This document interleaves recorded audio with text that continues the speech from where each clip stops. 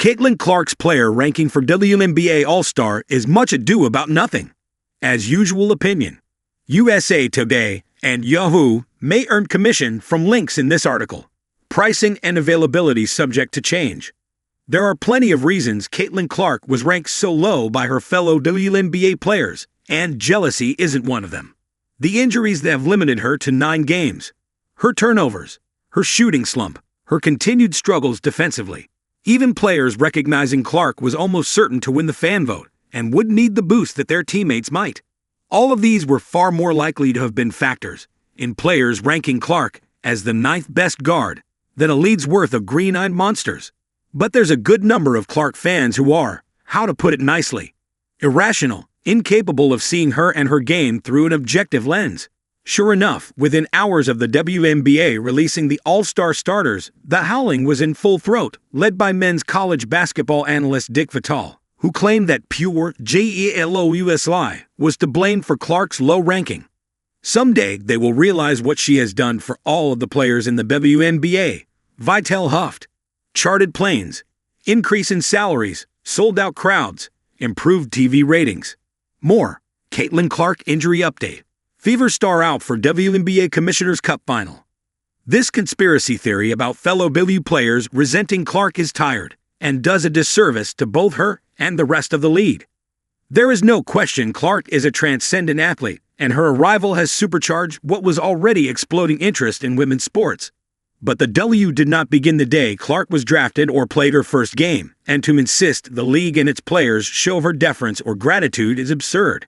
It ignores the foundation on which Clark stands, of course.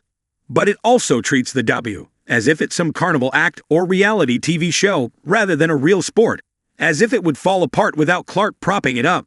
Shop Caitlin Clark's Wilson basketball line. It also diminishes Clark as an athlete. Clark is as competitive as they come, and this idea that she needs to be given things, or that her game shouldn't be evaluated honestly is insulting. We don't do that to male athletes. Stop doing it to women athletes.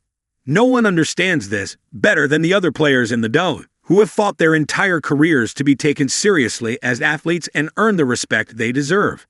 Now that they're finally getting it, they're not about to turn around and start handing out participation trophies or pats on the head. They're going to judge Clark's game critically, and this season, there are places where it's wanting. Let's start with the injuries. After never missing a game in her 4 years at Iowa, Clark will miss her 8th game of the season Tuesday night, ruled out for the championship of the Commissioner's Cup between the Indiana Fever and the Minnesota Lynx. Even before the strained quad that cost her 5 games, though, Clark's shooting numbers had dipped.